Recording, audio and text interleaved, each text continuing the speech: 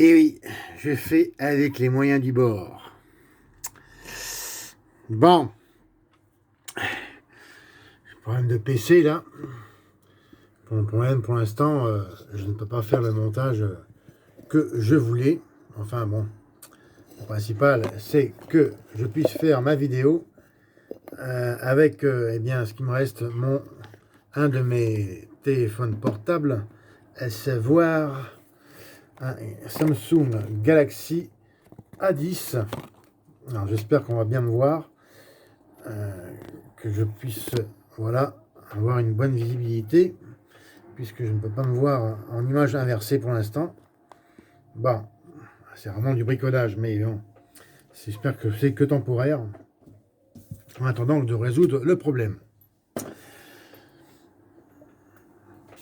Bonjour tout le monde, bienvenue sur l'Après-Ciné, la chaîne du passionné. Bon, mis à part ce problème technique provisoire, vraiment je l'espère, et aujourd'hui, eh bien, je vais commencer l'année, tout d'abord en vous présentant mes meilleurs vœux 2020, et avant toute chose, la santé, c'est le plus important. Qui a la santé a les féliciter, comme on dit. Et pour commencer cette année nouvelle, je vais vous parler de Star Wars épisode numéro 9, l'ascension de Skywalker.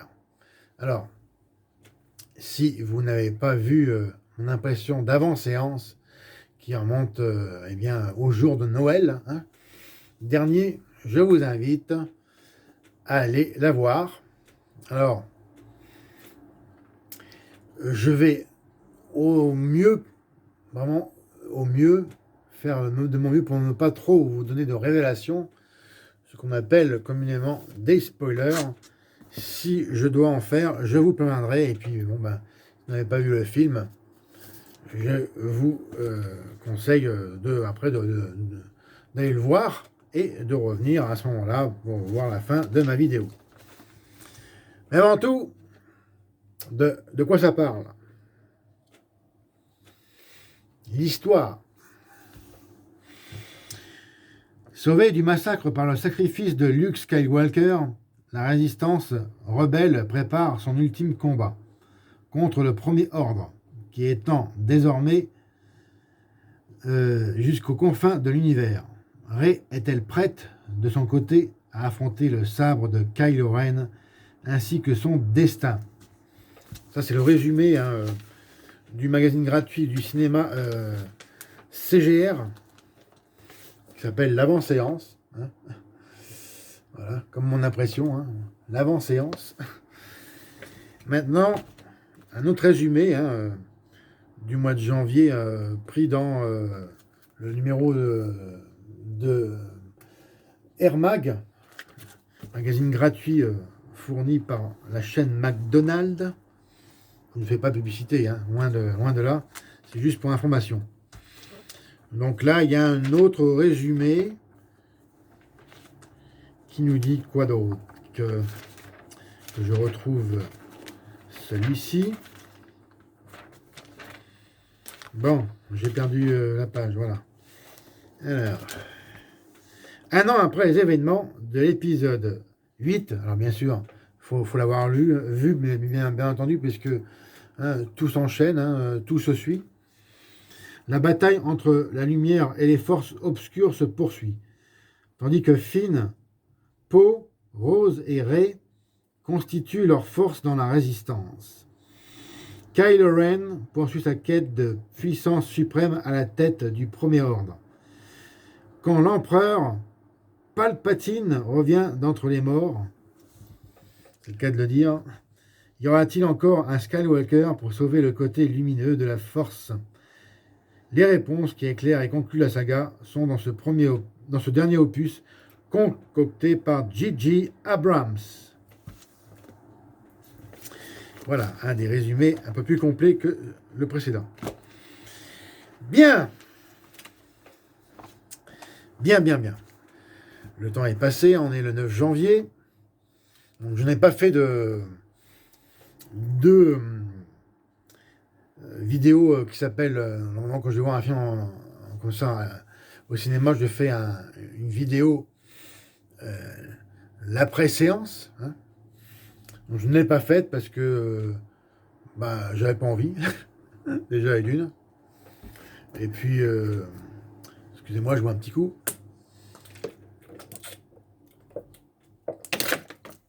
Santé. Et puis, finalement, je voulais préférer faire une critique digne de ce nom que je vous fais aujourd'hui, complète, autant que possible. Et, quand je suis ressorti de la séance, je trouvais que c'est un excellent film. J'étais ému parce que c'est quand même une belle histoire. Et puis voilà, il y a des moments émouvants. Surtout quand j'ai revu pour la dernière fois cette pauvre Carrie Fisher qui a été intégrée numériquement dans le film. Numériquement, enfin, je ne pense pas. C'est plutôt des. En fait, ils ont pris des images d'elle, enfin des séances vidéo d'elle, des scènes coupées, et qui l'ont habilement mis dans le film. Et je trouvais que c'était quand même bien fait dans son ensemble. Alors oui, j'étais particulièrement ému quand je l'ai revu parce que bon, j'adorais cette actrice. Et donc, il faut remonter en fait pour moi quand j'étais petit garçon, hein, quand mon papa m'avait emmené à l'époque au cinéma. J'avais 8 ans, ouais, c'est ça, ce qui est sorti en France en 1978, et non pas 1977. Je devais avoir 8 ans. Et eh bien, là, quand j'avais vu la première fois cette princesse Leia, je me rappelle, j'étais tombé amoureux de cette princesse des étoiles, cette gentille Leia. Alors oui, vraiment, ça m'a fait verser une larme, une larme de l'œil, hein. Même quelques larmes de l'œil, des yeux. Parce que ouais, j'ai un passé affectif avec Star Wars, puisque c'est vraiment, voilà, autant au plus loin que je me rappelle, c'est le premier film au cinéma que j'ai vu. Et un deuxième premier émouvant, c'est que je l'ai vu avec mon père à l'époque, et qui lui aussi m'a quitté à la mi-décembre 2018. Plus ou moins une coïncidence avec la disparition de Leia qui est partie en début décembre aussi 2016. Bon, merci pour l'information. Je tenais à le dire. Et voilà, j'étais quand même par moment, à ce moment-là où je la voyais à l'écran, surtout quand à un moment donné, elle est avec Rey, ça m'a fait, voilà, ça m'a ému, quoi. Et véritablement, c'est les seuls moments que vraiment ce film m'a captivé intensément. Leia, revoir Mark Hamill, Harrison Ford, tout ça, voilà, je ne pense pas qu'on les reverra dans un Star Wars. Pour moi, c'est vraiment fini, quoi. La saga s'arrête, cette brillante et très longue saga s'arrête vraiment là. Alors, je reste sur cette impression. C'est vrai que voilà, j'ai trouvé que c'est un excellent film. Plus de 15 jours après, quasiment 15 jours après, ouais. Oui, un jour près. Mais, bien sûr, j'étais aussi content de revoir Chewbacca. J'y reviendrai un peu plus tard dans la vidéo. Bon, concernant le scénario, là, c'est... Voilà, il y a des choses qui ne me plaisent pas. Tout d'abord, voilà, ça a été dit dans l'énoncé, hein, le dernier énoncé que je vous ai dit sur l'histoire du film. Palpatine retourne d'entre les morts, bah oui, Pour moi, c'était vraiment incroyable, bordel. C'est que pour moi, il était mort dans l'épisode 3, hein, quand Dark Vador, ben, il l'avait tué, Polonais. Bon, alors ça c'est pour moi un empereur, donc un mort-vivant, un zombie, quoi. Ou un fantôme. Un empereur fantôme. Je vérifie quand même ma vidéo. Excusez-moi, si tout marche bien. Est-ce que je parle pas dans le vide? C'est bon, ok. Je vais bien enregistrer. Parce que je ne peux pas vérifier mon écran au niveau inversé. Bon, voilà. On va essayer de recaler mon téléphone. Voilà. Bah pour moi, pour moi, je n'adhère pas du tout à ça. Donc un fantôme, un mort-vivant, bon, je sais pas trop quoi. C'est entre les deux. Bah, pour moi, non, je ne marche pas là-dessus. Dans cette idée de le faire revenir, bah, bon. Non. Bon, je sais qu'il représente le côté obscur de la force. Alors c'est peut-être celle-ci qui le fait revenir entre les morts, peut-être ou assurément, mais j'aime pas l'idée. Autre point noir, concernant eh bien, le grand méchant, comme enfin, il est en effet représenté, c'est-à-dire Kylo Ren.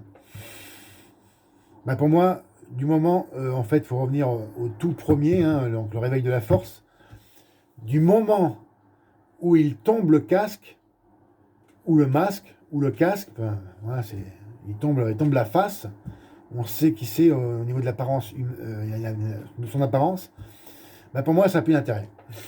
Voilà. Ça ne m'intéresse plus. Et puis, voilà, c'est-à-dire que je ne cherche plus qui ça peut être. Au niveau de l'apparence physique. On sait qui c'est, mais on ne sait pas à quoi il ressemble. Voilà. Et au moment où là, il enlève ce casque, ben, je trouvais ça nul comme idée. Et puis, ça tue le suspense, bordel de merde. Faut le dire. Et concernant l'acteur, aussi, je l'aime pas. Je trouve qu'il joue pas bien. C'est mon ressenti, hein, vous en faites ce que vous voulez. Hein. Moi, je dis, j'ai toujours dit ce que je pensais dans mes vidéos, dans mes critiques. Hein. Après, un bon entendeur, salut, hein, comme on dit. Ouais. Moi, je suis pas scénariste, hein. Je n'ai pas cette prétention. Je suis parmi des millions de fans, si ce n'est parmi peut-être les milliards de fans de Star Wars. Je ne donne que mon ressenti. J'aurais voulu, à la place, en fait, lors du combat final avec Rey, et alors là, j'arrête tout de suite parce que je suis obligé forcément de faire une révélation pour ceux qui aiment la langue anglaise, ce qu'on appelle les spoilers. Moi, j'aime la langue française. Je suis français, donc je parle français. Hein. Je bannis tout ce qui est anglicisme qui pollue ma langue. Le combat final, quand Rey avec Kylo contre lui, eh bien, j'aurais voulu en fait qu'il garde tout le temps ce casque jusqu'à ce moment-là. Et quand elle le bat, puisque eh bien, elle le tue dans un premier temps, à ce moment-là, c'est elle, donc la dernière représentante de l'ordre des Jedi, qui lui enlève le casque pour savoir qui c'est. Et qui aurait pu faire une superbe scène d'anthologie. Moi, c'est ce que j'aurais voulu. Donc, malheureusement, le scénario n'a pas été ça. Il a vraiment, voilà, ça aurait entretenu le suspense. On aurait vraiment passé du temps à savoir, à imaginer à quoi ressemblerait Kylo Ren. Bon.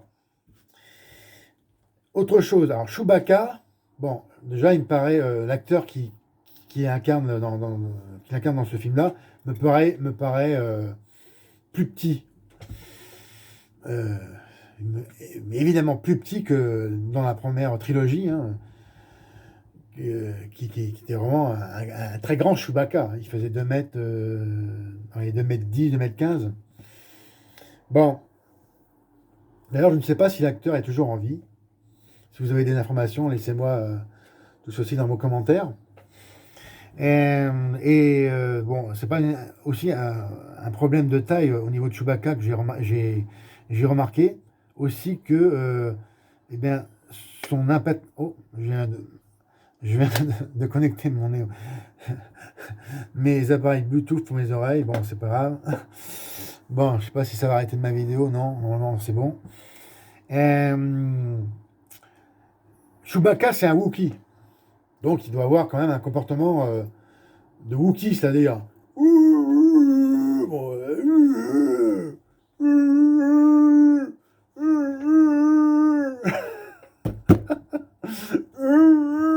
On dirait un chien qui s'est coincé la couille, les couilles ou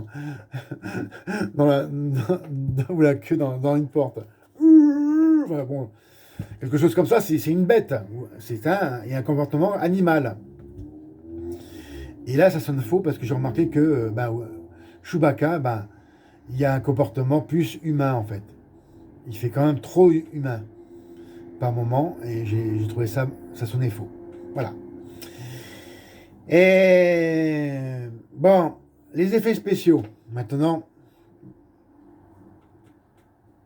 c'est vrai que le travail est quasiment parfait, hein. Mis à part le point sombre, c'est le cas de le dire, quand en fait Rey se retrouve sur la planète Exegol, je crois, Exegol, la planète des Sith.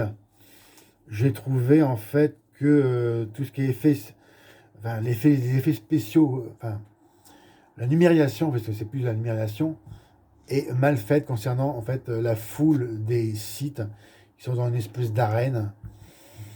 J'ai trouvé ça mauvais. Voilà.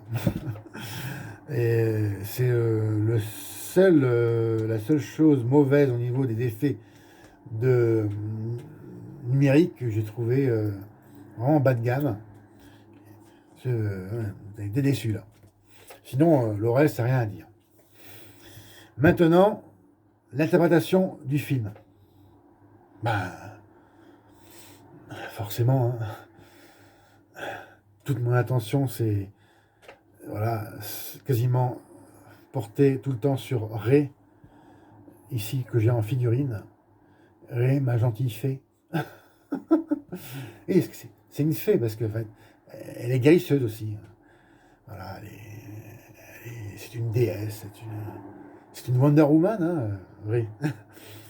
Parce qu'il y a une scène en fait, alors aussi autre révélation où elle soigne en fait un monstre qui était blessé. J'ai trouvé que c'était une belle scène. Et voilà, j'aimerais bien qu'elle me soigne, qu'elle soigne tous mes problèmes de santé. Ça serait génial. C'est vraiment pour moi, voilà, c'est vraiment voilà, la grande révélation de cette dernière trilogie. C'est Daisy Ridley, qui est vraiment absolument magnifique. Et voilà, elle est vraiment. Voilà, son interprétation est. Pour moi, il n'y a pas de problème, j'ai rien à lui reprocher. Ainsi que, bien sûr.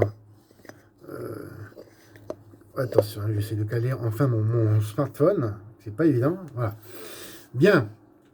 Daisy Ridley, c'est sûr que c'est la numéro 1 hein, au niveau de l'interprétation des acteurs, actrices. Après, je mets dans l'ordre, bien sûr, cette pauvre Carrie Fisher. Regrettée Carrie Fisher. Ensuite vient Mark Hamill. On le voit peu, mais bon, il est quand même là. et Harrison Ford qui fait une petite apparition. J'espère que ma vidéo marche toujours. Vraiment, c'est du bricolage aujourd'hui. Hein. Je fais ce que je peux avec ce que j'ai. Hein. Je pète pas plus haut que mon cul, hein, pour ceux qui me connaissent.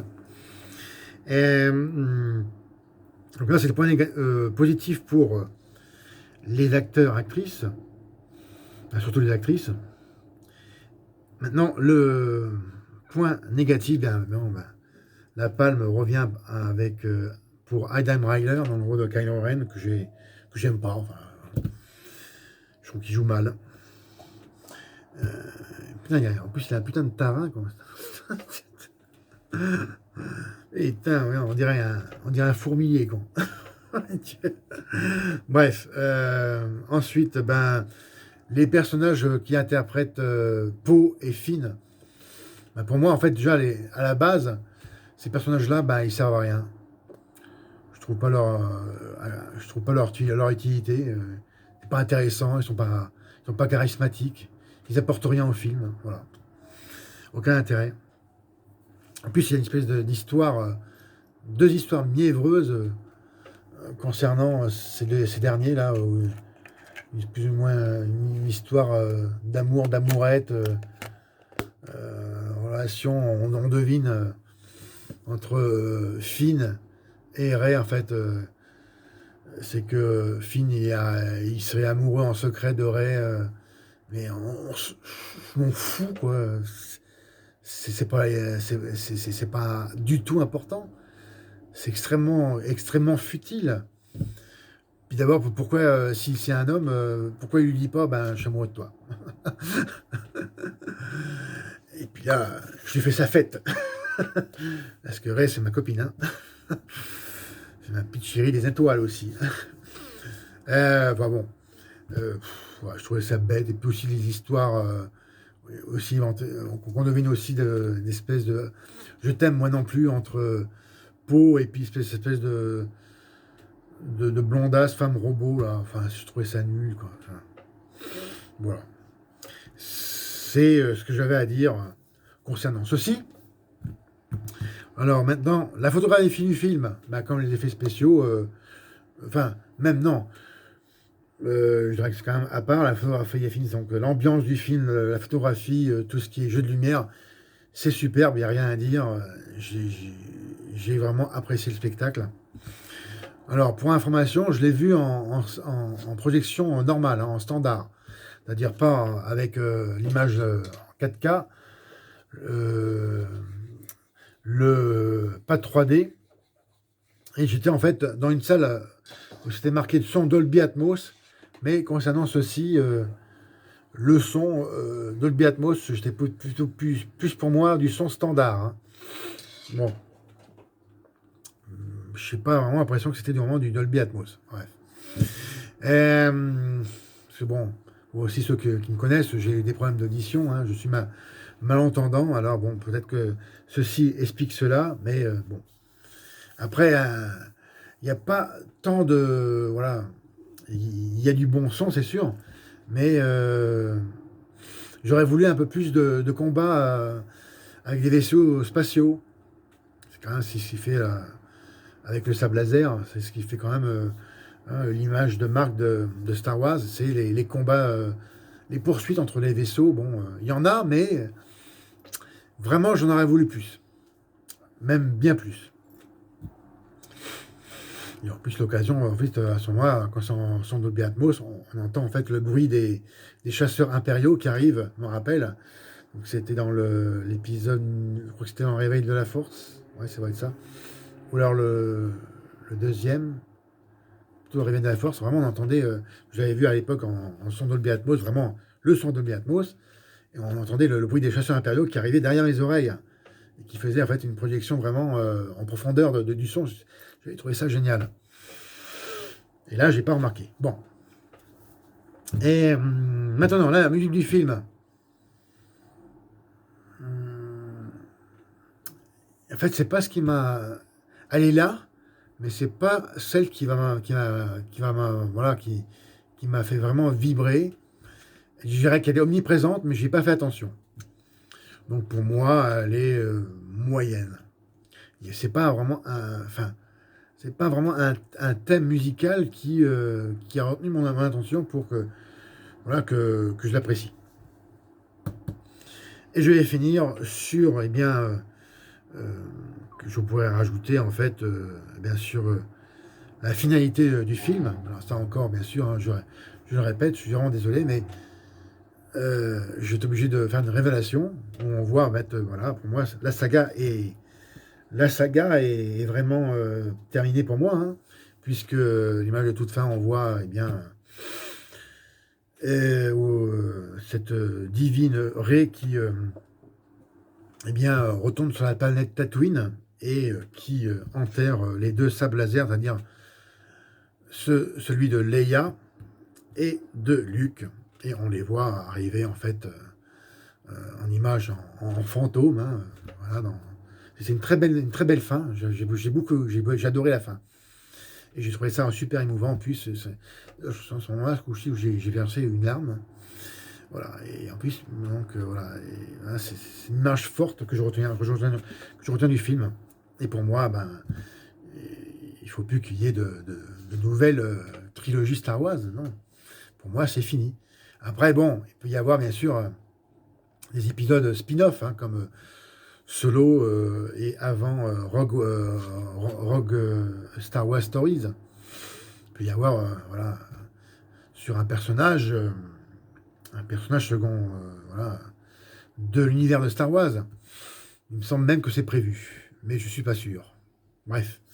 Et voilà, je reste là-dessus et je vous donne ma note pour finir cette longue vidéo. Et je lui donne quand même la bonne note de 16 sur 20. Puisque quand même, bon, M. Abrams a fait un honnête travail, mais c'est juste que pour le scénario, ben, c'est pas ce que j'attendais. Pour certaines choses, comme je viens de vous dire. J'aurais voulu vraiment quelque chose de différent. Et surtout concernant le grand méchant, Kylo Ren. Je suis pas le Palpatine. Il était mort, quoi. Pourquoi le faire revenir? C'est le fin mot de l'histoire. Merci pour votre attention. Alors, comme d'habitude, regardez et partagez mes autres vidéos. Laissez-moi vos commentaires, ça serait vraiment sympa, comme d'habitude, hein, que je puisse vous répondre, qu'on puisse discuter. Hein. Encore une fois, hein, je donne mon ressenti, hein, comme toujours dans mes critiques. Alors, si vous n'êtes pas d'accord avec moi, ben, faites-le moi savoir, mais essayez d'être constructif, hein, argumenté, si vous n'êtes pas d'accord avec moi, ou si vous l'êtes. Et puis, n'oubliez pas de regarder, de suivre également mon actualité sur mes autres comptes de réseaux sociaux, à savoir compte Twitter, l'après ciné, page Facebook, post ciné,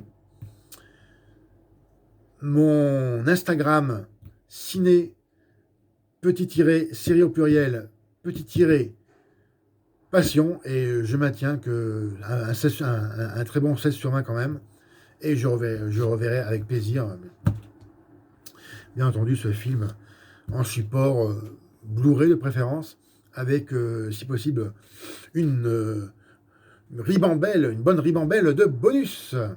C'était Fred, merci pour votre attention, et moi je vous donne rendez-vous pour une prochaine vidéo. Excusez-moi pour le décor derrière, ma fermeture éclair de ma penderie qui me sert derrière de décor est cassée. Alors excusez-moi encore pour ce décor. J'essaierai d'en trouver un autre la prochaine fois. À la prochaine.